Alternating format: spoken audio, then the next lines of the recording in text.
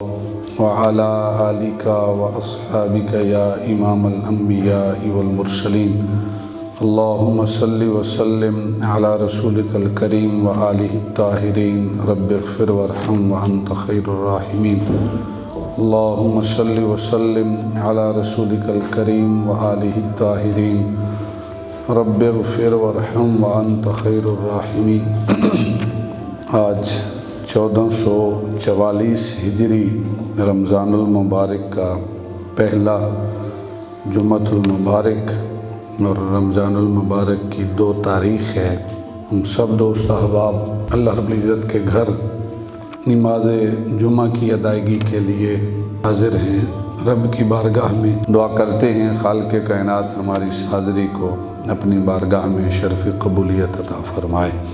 سورہ بقرہ کی آیت نمبر 152 پارہ نمبر 2 ناب احباب کے سامنے تلاوت کرنے کا شرف حاصل کیا، جس میں خالق کائنات ارشاد فرماتا ہے فَاذْكُرُونِي أَذْكُرْكُمْ۔ فَاذْكُرُونِي ذَكَرَ يَذْكُرُ، اس کے بے شمار معانی ہیں۔ ذکر کا معنی قرآن کے لیے بھی آیا ہے۔ خالق کائنات نے ارشاد فرمایا سورہ ہجر میں اِنَّا نَحْنُ نَزَّلْنَا الذِّكْرَ وَإِنَّا لَهُ لَحَافِظُونَ، کہ بے شک ہم ہی اس ذکر کے نازل کرنے والے ہیں اور ہم ہی اس کے محافظ ہیں، ہم ہی اس کی حفاظت کرنے والے ہیں۔ یہاں ذکر سے مراد جو ہے وہ قرآن ہے، خدا کا کلام ہے۔ تو اسی طرح ذکر کے بے شمار معنی ہیں۔ تو اللہ رب العزت نے جو ارشاد فرمایا فَاذْكُرُونِي أَذْكُرْكُمْ، اس کے 2-4 معنی انشاءاللہ آج کے اس مختصر وقت میں آپ احباب کے سامنے گوش گزار کرنے کی جسارت کروں گا۔ ایک معنی تو یہ ہے کہ فَاذْكُرُونِي أَذْكُرْكُمْ، تم مجھے یاد کرو میں تمہیں یاد کروں گا۔ اللہ کے محبوب کے بے شمار فرامین اس پر ملتے ہیں کہ تم بندوں میں بیٹھ کر مجھے یاد کرو، میں بندوں کی مجلس میں تم مجھے بیٹھ کر یاد کرو، میں اللہ جو فرشتوں کی خاص مجلس ہے، جو نوریوں کی مجلس ہے، میں نوریوں کی مجلس میں تمہیں یاد کروں گا۔ فرمایا کہ فَإِن ذَكَرَنِي فِي نَفْسِهِ ذَكَرْتُهُ فِي نَفْسِي، اگر تم مجھے اپنے دل میں یاد کرے گا، خالق کائنات ارشاد فرما رہے ہیں، تو میں اللہ رب العزت جسم و جسمانیت سے پاک ہے، لیکن جہاں ذکر آتا ہے وہ اس کی شان کے لائق ہی ہے، ہم اس کے لیے کوئی تصور نہیں کر سکتے۔ تو فرمایا کہ تم مجھے اپنے دل میں یاد کرو، میں تجھے اپنے دل میں یاد کروں گا۔ پھر فرمایا کہ وَإِن ذَكَرَنِي فِي مَلَئِ ذَكَرْتُهُ فِي مَلَئٍ خَيْرٍ مِّنْهُمْ، اگر تو مجھے اپنی مجلس میں لوگوں کے انسانوں کے درمیان بیٹھ کے یاد کرے گا تو میں تمہیں اس سے بہتر مجلس میں یعنی فرشتوں کی مجلس میں تجھے یاد کروں گا، میں تیرا ذکر کروں گا۔ وَإِنْ أَتَانِي يَمْشِي أَتَيْتُهُ هَرْوَلَةً، اور صحیح بخاری شریف کی یہ روایت ہے کہ اگر میرا بندہ گناہوں سے توبہ کر کے میری طرف چل پڑے گا، صرف چل پڑے گا، ان اتانی یمشی، پیدل چل کے آئے گا، اتیتہ ہرولۃ، تو میری رحمت میرے اس بندے کا دوڑ کر استقبال کرے گی۔ فرمایا کہ فَاذْكُرُونِي أَذْكُرْكُمْ، تم مجھے یاد کرو اور میں تمہیں یاد کروں گا۔ آج چونکہ رمضان المبارک کا یہ ماہ مقدس ہے، کوشش کرنی چاہیے کہ اس رمضان المبارک میں جتنا اللہ کا ذکر ہو سکے اللہ کے ذکر سے غافل نہیں رہنا چاہیے۔ وہ ایک اللہ کے نیک بندے ہیں، فرماتے ہیں کہ حضرت شیخ شہاب الدین سہروردی رحمۃ اللہ تعالی علیہ کہ میں صحن حرم میں گیا، وہاں میں نے ایک شخص کو دیکھا جو غلاف کعبہ کے ساتھ چمٹ کے رو رہا ہے، آہوزاریاں کر رہے، آنکھوں سے آنسو بہہ رہے ہیں۔ لیکن کہتے ہیں کہ جب میں نے شیخ شہاب الدین سہروردی رحمۃ اللہ تعالی علیہ اس بندے کے دل پہ نظر ڈالی نا، میری نگاہ اس بندے کے دل پہ گئی تو میں نے اس کے دل کو رب کے ذکر سے غافل دیکھا، یعنی کعبے کے پردوں میں لپٹا ہوا ہے، اس سے بڑھ کر قرب کا اور مقام کیا ہوگا، لیکن اس کا دل رب کے ذکر سے غافل تھا۔ دل میں کیا تھا؟ دل میں یہ تھا کہ جو میرے ساتھ ساتھی آئے ہوئے ہیں وہ دیکھیں کہ میں غلاف کعبہ کے ساتھ چمٹا ہوا ہوں، جو قرب مجھے میسر ہے کسی اور کو میسر نہیں ہے۔ ریاکاری آ گئی، تسنع اور بناوٹ آ گیا۔ تو احباب جی وقار پھر فرماتے ہیں شیخ شہاب الدین سہروردی رحمۃ اللہ تعالی علیہ کہ میں وہاں سے نکلا میں مینا کے میدان میں پہنچا۔ جب میں مینا پہنچا تو وہاں میں نے ایک دکاندار کو دیکھا جو دکان میں کام کر رہا ہے، لوگوں کو چیزیں فروخت کر رہا ہے، جو چیز مانگنے آتا ہے وہ وہی دیتا ہے۔ لیکن جب میری نظر اس کے دل پہ پڑی، بظاہر اس کا ہاتھ جو ہے وہ کام میں مشغول تھا، کاروبار میں مشغول تھا، رزق کمانے میں مشغول تھا، لیکن جب میری نظر اس کے دل پہ پڑی تو میں نے دیکھا کہ اس کا دل ایک لمحے کے لیے بھی اللہ کی یاد سے غافل نہیں ہے۔ اس کا دل ہر لمحے اللہ کے ذکر میں مشغول ہے۔ تو یاد رکھیں کہ ذکر سے مراد یہ نہیں ہے کہ آپ تنہا بیٹھ جائیں اور اللہ اللہ کا ورد شروع کر دیں۔ آپ کاروبار بھی کر رہے ہیں تو اس لمحے بھی اگر اللہ آپ کو یاد ہے تو حقیقی معنوں میں آپ ذاکر ہیں، آپ ذکر کر رہے ہیں۔ اور اگر آپ اللہ کو یاد کر رہے ہیں تو یہ ہو ہی نہیں سکتا کہ اللہ جو ہے وہ آپ کو یاد نہ کرے، وہ آپ کو بھول جائیں۔ احباب جی وقار، حضرت خواجہ ابو الحسن خرقانی رحمۃ اللہ تعالی علیہ، لفظ اللہ اس کا اثر ہوتا ہے۔ جو بھی لفظ ہے کسی کا نام ہے اس کا اثر ہے، تو اسی طرح لفظ اللہ اس کا ایک اثر ہے۔ ہمارے خالق اور مالک کا نام ہے تو اس کا ایک بڑا اثر ہے۔ حضرت خواجہ ابو الحسن خرقانی رحمۃ اللہ تعالی علیہ واعظ فرما رہے ہیں، اور واعظ کیا ہے؟ لفظ اللہ کی برکتیں، کہ لفظ اللہ کے فضائل کیا ہیں۔ تو آپ کہہ رہے ہیں کہ اللہ کا ذکر کرنے سے، اللہ اللہ کی صدا بلند کرنے سے صحت ملتی ہے، برکتیں ملتی ہیں، رزق میں اضافہ ہوتا ہے، دل کا سکون ملتا ہے، چین ملتا ہے، قرار ملتا ہے۔ تو اس پر جو ہے لفظ اللہ کی اور اس کی فضیلتیں بیان کر رہے تھے، تو ایک فلسفی بیٹھا تھا مجمع میں، روایات میں نام ہے ابو علی سینا، وہ بھی بیٹھا ہے اور وہ سنتا رہا، تقریر سنتا رہا۔ جب کافی دیر گزر گئی تو ابو علی سینا بڑے حیران ہوئے اور بعد میں پوچھا کہ فقط ایک لفظ کا ذکر کرنے سے اتنی برکتیں اور رحمتیں اور دل کا سکون اور چین کیسے نصیب ہو سکتا؟ ایک لفظ کے یاد کرنے سے، ذکر سے یہ چیزیں کیسے مل جاتی ہیں؟ میرا ذہن ہی سے تسلیم نہیں کرتا۔ اب سوال کرنے والی کی نوعیت کو بھی دیکھا جاتا ہے، اس کے سوال کی نوعیت کو بھی دیکھا جاتا ہے۔ احباب جی وقار، جب آپ نے خواجہ ابو الحسن خرقانی رحمۃ اللہ تعالیٰ علیہ نے سنا تو آپ نے ایک جملہ فرمایا، بھری محفل میں لوگ بھی سارے بیٹھے تھے۔ آپ نے فرمایا کہ اے خر تو چیدانی، خر کہتے ہیں گدھے کو، تو چیدانی فارسی کا لفظ ہے، اے خر تو چیدانی، اے گدھے تجھے کیا پتا کہ لفظ اللہ کہنے سے برکتیں ملتی ہیں یا نہیں ملتی؟ لفظ اللہ کہنے سے تو یہ کہہ رہا ہے کہ ایک لفظ ہے اور اس سے کیا فرق پڑتا ہے، تجھے کیا پتا کہ اس سے برکتیں کیا ہوتی ہیں؟ اے گدھے تجھے کیا علم اس بات کا؟ تو جب خواجہ ابو الحسن خرقانی رحمۃ اللہ تعالیٰ علیہ نے کہا کہ اے خر، اے گدھے تو چیدانی، تجھے کیا علم کہ لفظ اللہ میں برکتیں کیا ہیں؟ احباب جی وقار، ابو علی سینا کو پسینہ آ گیا کہ میرا اتنا نام ہے اور مجھے انہوں نے خر کہا، گدھا کہا۔ غصے میں ہو گئے اور کہا کہ آپ نے مجھے گدھا کیسے کہہ دیا؟ میرا اتنا نام ہے، لوگ مجھے نام سے جانتے ہیں، آپ کو حیا نہیں آئی مجھے گدھا کہتے ہوئے؟ تو ایک لمحے میں بگڑ گئے۔ تو خواجہ ابو الحسن خرقانی رحمۃ اللہ تعالیٰ علیہ آپ نے کہا کہ میں نے گدھے کا لفظ بولا ہے اور صرف اس ایک لفظ نے تیری یہ حالت کر دی ہے، تجھے غصہ آ گیا، تجھے پسینہ آ گیا۔ اگر لفظ گدھا جو ہے وہ تیری حالت کو بدل کے رکھ سکتا ہے تو لفظ اللہ تیری حالت کو بدل کے نہیں رکھ سکتا۔ نہیں، سمجھانے کا انداز ہوتا ہے نا، طریقہ ہوتا ہے، تو جیسے جس کا سوال ہوتا ہے اس کو پھر اسی انداز میں سمجھانا پڑتا ہے۔ تو خواجہ ابو الحسن خرقانی رحمۃ اللہ تعالیٰ علیہ فرماتے ہیں کہ اگر گدھے سے تیری حالت اتنی بدلی ہے، جو مخلوق ہے، تو اس گدھے کا بھی جو خالق ہے، جو تیرا خالق ہے، جو میرا خالق ہے، جو تمام انسانیت کا خالق ہے، اس کا نام بلند کریں گے تو کیا اس کے نام میں اثر نہیں ہوگا؟ تو احباب جی وقار، ایک معنی فاذکرونی اذکرکم کا یہ ہے کہ تم مجھے یاد کرو، میں تمہیں یاد کروں گا۔ تم مجھے لوگوں میں یاد کرو، میں تمہیں لوگوں سے بہتر مجلس، فرشتوں کی مجلس میں یاد کروں گا۔ تم مجھے اپنے دل میں یاد کرو، میں تمہیں اپنے دل میں یاد کروں گا۔ تم میری طرف پیدل چل کے آؤ، میری رحمت تمہارا دوڑ کر استقبال کرے گی۔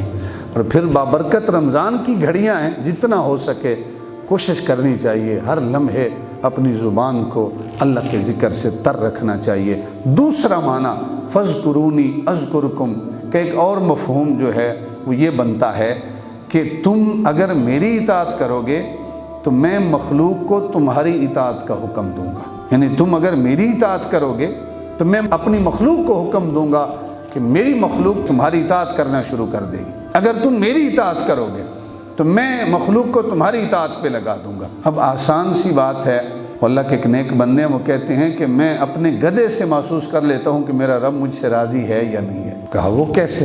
کہا کہ میں گدھے کو صحیح راستے پہ چلانا چاہوں، وہ دوسرے راستے پہ چلے، مجھے یقین ہوتا ہے کہ میرا گدھا میری بات نہیں مان رہا، تو مجھے محسوس ہوتا ہے کہ میرا رب مجھ سے ناراض ہے۔ اور اگر میرا گدھا، میرا چوپایا میری بات ماننا شروع کر دے تو میں سمجھتا ہوں کہ میرا رب جو ہے وہ مجھ سے راضی ہے۔ شیخ عبد الواحد فرماتے ہیں کہ ایک مرتبہ رب کی بارگاہ میں دعا مانگی، باری تعالیٰ جو جنت میں میرا ساتھی ہوگا مجھے دنیا میں دکھا دے، میں ملاقات کرنا چاہتا ہوں۔ دعا قبول ہوگی، الہام ہوا کہ فلاں حبشہ کی عورت ہے جس کا نام جو ہے میمونہ ہے، حبشہ کی ہے، اس کے پاس جاؤ، وہی جنت میں تیری ساتھی ہوگی۔ تو شیخ عبد الواحد رحمۃ اللہ تعالی علیہ گھر سے نکل پڑے، حبشہ کی طرف چل پڑے، اور حبشہ میں جا کر پوچھا کہ کوئی میمونہ نام کی عورت رہتی ہے؟ انہوں نے کہا کہ ہے تو صحیح، لیکن اس وقت وہ بکریاں چرا رہی ہے، باہر ہے۔ تو شیخ عبد الواحد رحمۃ اللہ تعالی علیہ باہر نکلے جہاں وہ بکریاں چرا رہی تھی۔ جب اس کے پاس پہنچے تو دیکھا کہ بکریاں چر رہی ہیں اور ساتھ جو ہیں وہ بھیڑیے بھی کھڑے ہیں۔ بھیڑیے کا کام ہے بکریوں کو چیر پاڑ کر کھا جانا، اور میمونہ جو ہے، جو شیخ عبد الواحد کی جنت میں رفیقہ ہوگی، وہ ایک درخت کے سائے میں بیٹھی ہے، کھڑی ہو کر نماز ادا کر رہی ہے۔ بڑے حیران ہوئے، ماجرا کیا ہے کہ ادھر بکریاں چر رہی ہیں اور آرام سے چر رہی ہیں، حالانکہ بکریوں کے اوپر چرواہا نہ ہو تو ادھر ادھر دوڑتی ہیں، اور میمونہ جو ہے وہ نماز میں مشغول ہیں، اور بھیڑیا ساتھ کھڑا ہے۔ بھیڑیوں کی وجہ سے بکریاں جو ہے دور بھی نہیں بھاگتی، بھیڑیوں کا ڈر ہے تو ایک جگہ سہمی ہوئی ہیں اور اپنی چر رہی ہیں۔ تو میمونہ نے جب سلام پھیرا تو شیخ عبد الواحد رحمۃ اللہ تعالی علیہ سامنے حاضر ہوتے ہیں اور وہ حالات دیکھتے ہیں، تو میمونہ سامنے آئی تو میمونہ کہتی ہیں کہ ہماری ملاقات تو جنت میں تھی، ادھر دنیا میں اتنا ذوق اور شوق کیوں ہے آپ کو ملاقات کا جب ہونی جنت میں تھی؟ کہا میں نے دعا مانگی تھی، اللہ نے اس دعا کو شرف قبولیت بخشا، میں آپ کے سامنے حاضر ہوں، اور حاضر ہوں تو میں نے ایک عجیب منظر دیکھا ہے کہ بکریاں چر رہی ہیں، آپ نماز ادا کر رہی ہیں، اور بھیڑیا جو ہے وہ حفاظت کر رہا ہے بکریوں کا، حالانکہ بھیڑیے بکریوں کی حفاظت نہیں کرتے، وہ تو چیڑ پھاڑ کرتے ہیں، انہیں کھا جاتے ہیں، ان کا لقمہ ہوتا ہے، تو آپ نماز میں مشغول ہیں۔ مجھے اس بات کی سمجھ نہیں آئی۔ احباب جی وقار، جب شیخ عبد الواحد نے یہ سوال کیا تو وہ میمونہ جو جنت میں آپ کی رفیق ہے، آپ کی ساتھی ہوں گی، انہوں نے بڑا خوبصورت جواب دیا، کہا جب سے میں نے رب کے ساتھ صلح کر لی ہے نا، ان بھیڑیوں نے میری بکریوں کے ساتھ صلح کر لی ہے، میں اللہ کی اطاعت میں مشغول ہو گئی ہوں، اللہ نے اس مخلوق کو میری اطاعت میں مشغول کر دیا۔ آج ہم کہتے ہیں نا کہ وقت نہیں ملتا، میرے پاس ٹائم نہیں ہے ذکر کرنے کا، اللہ اللہ کی صدا کیسے بلند کریں، وقت نہیں ہے، ٹائم نہیں ہے۔ حالانکہ اسی بندے سے پوچھیں کیا تیرے پاس جو ہے وہ کھانا کھانے کا وقت ہے، فوراً کہے گا کہ ہاں، کھانا کھانے کے لیے کس کے پاس وقت نہیں۔ کسی مجنوں سے کہنا کہ بھائی مجنوں تجھے لیلا کی یاد آتی ہے، وہ کہے کہ نہیں مجھے لیلا کی یاد نہیں آتی، تو کوئی مان جائے گا کہ یہ اصلی مجنوں ہے۔ بھائی تو کیسا مجنوں ہے جسے لیلا کی یاد ہی نہیں آتی؟ اصل مجنوں تو وہ ہے نا جی کہ جو کتے کے پیر چوم رہا تھا، تو کسی نے کہا بھائی کتے کے پیر کیوں چوم رہے ہو؟ تو مجنوں نے کہا گاہے گاہے ای سگے در کوئے لیلا رفت بود، کہ میں نے دیکھا ہے یہ کتا کبھی کبھی میری لیلا کی گلی سے گزرتا ہے، وہ لیلا کی گلی کی نسبت کی وجہ سے میں کتے کے پیر چوم رہا ہوں۔ تو احباب جی وقار، یہ ہمارے بہانے ہیں کہ وقت نہیں ملتا، ٹائم نہیں ہے، کیسے اللہ کا ذکر کریں؟ احباب جی وقار، جس اللہ نے اتنی عنایتیں کی ہیں، اتنی صحت دی ہے، اتنی تندرستی دی ہے، اتنی نعمتوں سے نوازا ہے، اور پھر ہم کہیں کہ اس کی ذکر کے لیے، اس کی یاد کے لیے میرے پاس ٹائم نہیں ہے، تو ہم سے بڑھ کر بھی اور کوئی بے وقوف انسان ہو سکتا ہے۔ انسان جو شریعت ہے آپ کو کاروبار حیات سے منع نہیں کرتی کہ آپ کاروبار چھوڑ کے اللہ کو یاد کریں، پہلے میں نے مثال دی ہے، کاروبار بھی کریں اور ساتھ ساتھ اللہ کو بھی یاد کریں۔ تو دوسرا معنی، پہلا معنی کہ تم مجھے یاد کرو میں تمہیں یاد کروں گا، دوسرا مفہوم تم میری اطاعت کرو میں مخلوق کو تمہاری اطاعت میں لگا دوں گا۔ تیسرا مفہوم ایک یہ بھی جو ہے مفہوم نکلتا ہے کہ تم میری عزت کرو میں تمہاری عزت کروں، یعنی تم میرے نام کو حقیر مت سمجھو، میری بات آئے تو یہ نہ کہو کہ معاشرے والے کیا کہیں گے، رسم و رواج کو سائڈ پہ رکھو، جو میرا حکم ہے اسے سامنے رکھو۔ اگر تم میرے نام کی تعظیم کرو گے، عزت کرو گے، میں تمہارے نام کی تعظیم کروں گا، میں تمہاری عزت کروں گا، میں تمہاری عزت لوگوں کے درمیان کرواؤں گا۔ حضرت بشر حافی رحمۃ اللہ تعالی علیہ شرابی تھے، ہر لمحے شراب کے اندر دھت رہنے والے۔ ایک مرتبہ اسی شراب کی کیفیت میں آ رہے ہیں تو رستے میں دیکھا نیچے کاغذ پڑا ہے جس پر اللہ کا نام لکھا ہوا ہے، تو وہ جو کاغذ جو اللہ کا نام تھا نیچے پڑا ہوا تھا، اس کے اوپر جو ہے گندگی لگی ہوئی تھی، آپ نے اٹھایا، بشر حافی نے جو شرابی ہے، ہر لمحے شراب کے نشے میں دھت رہنے والا، اس اللہ کے نام کو اٹھایا، اس کو صاف کیا اور صاف کر کے اس کو بلند جگہ پہ رکھا اور کہا کہ تیرا مقام نیچے تو نہیں ہے، تو ہمارا خالق اور مالک ہے، تیرا نام تو بڑا بلند ہے۔ تو اٹھا کے بلند مقام پہ رکھ دیا۔ ہاتف غیب سے آواز آتی ہے، بشر تو نے ہمارے نام کو قدموں سے اٹھا کے اپنے سر سے اونچا رکھا ہے، ہم تمہارا ذکر فرض سے اٹھا کر عرش تک بلند کر دیں گے۔ اور پھر وہی بشر حافی جو شرابی تھا، اس کا لوگ تعظیم اس انداز میں کرتے تھے کہ ایک چرواہا اس نے اعلان کیا، لوگوں آج بشر حافی دنیا سے فوت ہو گیا، کافی فاصلے پر بشر حافی دنیا سے چلا گیا، فوت ہو گیا۔ کہا تجھے کیسے پتہ چلا کہ بشر حافی فوت ہو گیا؟ کوئی فون والا زمانہ تو تھا نہیں، نہ ہی اعلانات کا زمانہ تھا۔ کہ اللہ کی عزت کی قسم، پہلے میری بکریاں چلتی تھی تو رستے کے درمیان نہیں چلتی تھی، سائڈوں پہ ہو کے چلتی تھی، اس لیے کہ اس راستے پہ بشر حافی چلتا تھا، اور راستے کے درمیان میں کبھی میری جو بکریاں ہیں انہوں نے گندگی نہیں کی ہے۔ آج میری بکریاں راستے کے درمیان چل رہی ہیں اور انہوں نے گندگی بھی کر دی ہے، اس وجہ سے مجھے یقین ہو گیا ہے کہ بشر حافی اللہ کو پیارا ہو گیا ہے، کیونکہ بشر حافی پاؤں میں جوتا نہیں پہنتے تھے، اللہ کے نام کی عزت کی ہے۔ اللہ نے پھر اتنی عزتیں لگائی ہیں کہ آج ہم ممبر پہ بیٹھ کے بشر حافی کا ذکر کر رہے ہیں۔ تو تیسرا مفہوم فاذکرونی اذکرکم، کہ تم میری عزت کرو میں کائنات کے اندر تمہاری عزت کروں گا، لوگوں میں تمہاری عزتوں کے ڈنکے بچا دوں گا۔ یعنی ایک طرف تمہارے معاشرے کی رسم اور رواج آتا ہے، ایک طرف میرا حکم آتا ہے، تم میرے حکم کو دیکھو، تم جو ہے رسم و رواجوں کو نہ دیکھو۔ اگر ایسا کرو گے تو پھر میں تمہاری عزتوں کے ڈنکے بچا دوں گا۔ چوتھا جو مفہوم ہے فاذکرونی اذکرکم، ایک مفہوم یہ ہے کہ تم معصیت سے بچنے کے لیے، گناہ سے بچنے کے لیے مجھے یاد کرو، میں مصیبت کے موقعوں سے نکالنے کے لیے تمہیں یاد کروں گا۔ کیسے؟ حضرت یوسف علیہ السلام جب زلیخا نے گناہ کی دعوت دی نا، کوئی انسان روئے زمین پر زلیخا کے سوا دیکھنے والی نہیں تھی، کوئی آنکھ انسان کی دیکھنے والی نہیں تھی، چاہتے تو برائی کر سکتے تھے، لیکن آپ نے فرمایا معاذ اللہ، اس گناہ سے اللہ کی پناہ، میں اللہ کی پناہ مانگتا ہوں۔ احباب وقار جب اللہ کی پناہ مانگی تو پھر اللہ رب العزت نے، جیل میں بھی گئے لیکن اللہ رب العزت نے پھر اس جیل سے رہائی بھی عطا فرمائی، اور ایک وقت وہ بھی آیا کہ مصر کے تاج و تخت کا اللہ رب العزت نے یوسف علیہ السلام کو وارث بنا دیا۔ یعنی یوسف علیہ السلام نے معصیت کے وقت اللہ کو یاد کیا، پھر اللہ رب العزت نے جو مصیبتوں کا وقت تھا اس سے چھٹکارا بھی دیا اور مصر کے تاج و تخت کا وارث بھی بنا دیا۔ تو چوتھا مفہوم ہے کہ تم مجھے معصیت سے، گناہوں سے بچنے کے وقت یاد کرو، میں مصیبت کے موقعوں سے نکالنے کے لیے تمہیں یاد کروں گا۔ پانچواں مطلب فاذکرونی اذکرکم، کہ اے بندو جب تم اپنی راحت کے لمحات میں مجھے یاد کرو گے، یعنی سکون کے لمحات میں مجھے یاد کرو گے، جب میں نے آسائشیں دی ہیں، نعمتوں کی بہتات دی ہے، اس لمحے میں جب تم مجھے یاد کرو گے تو میں پروردگار تمہاری زحمت کے لمحات میں تمہیں یاد کروں گا۔ جب تمہارے اوپر مشکل وقت آئے گا تو اس وقت پھر میں تمہیں یاد کروں گا، پھر میں تمہیں بھول نہیں جاؤں گا۔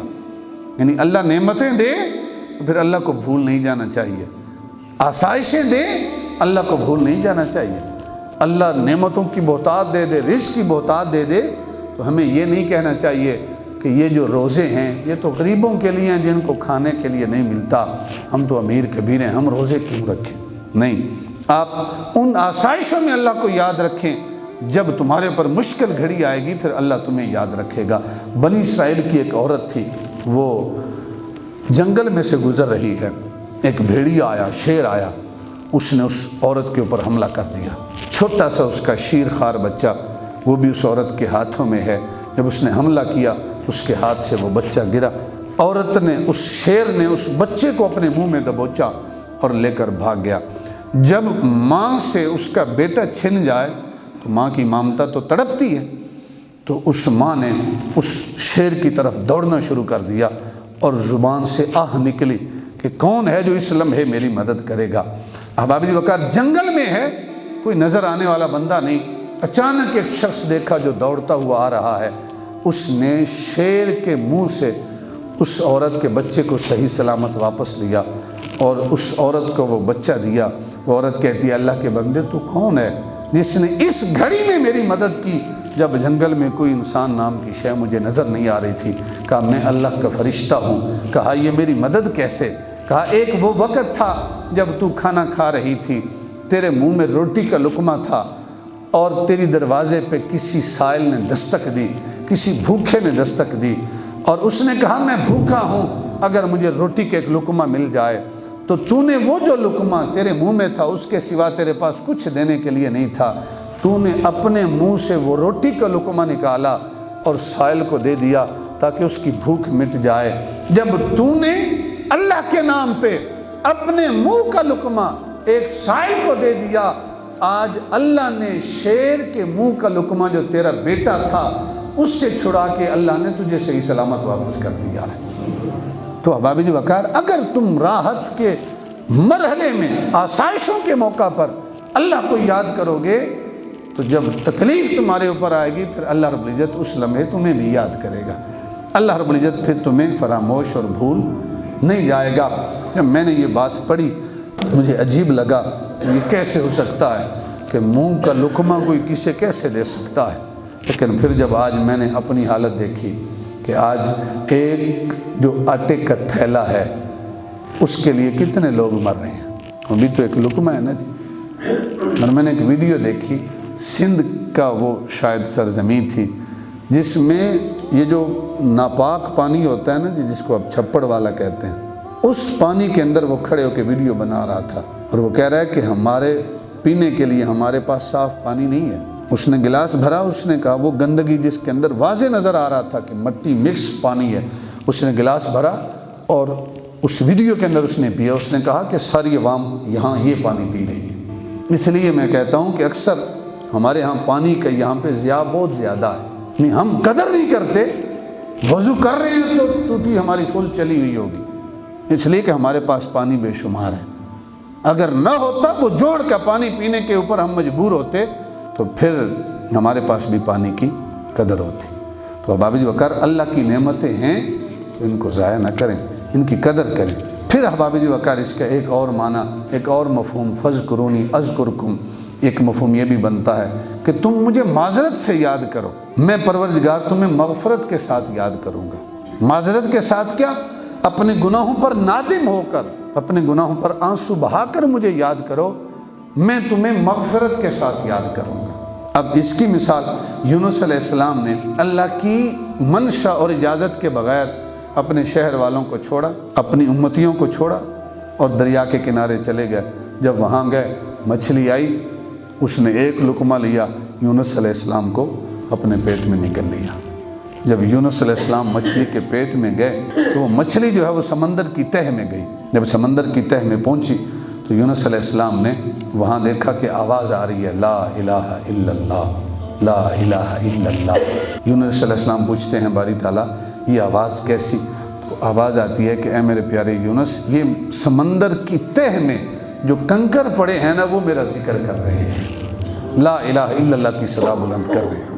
اور خدا کا فرمان ہے وَإِن مِّن شَيْءٍ إِلَّا يُسَبِّحُ بِحَمْدِهِ وَلَكِن لَّا تَفْقَهُونَ تَسْبِيحَهُمْ، اور کوئی چیز ایسی نہیں ہے جو اس کی حمد اور اس کی تسبیح بیان نہیں کرتی۔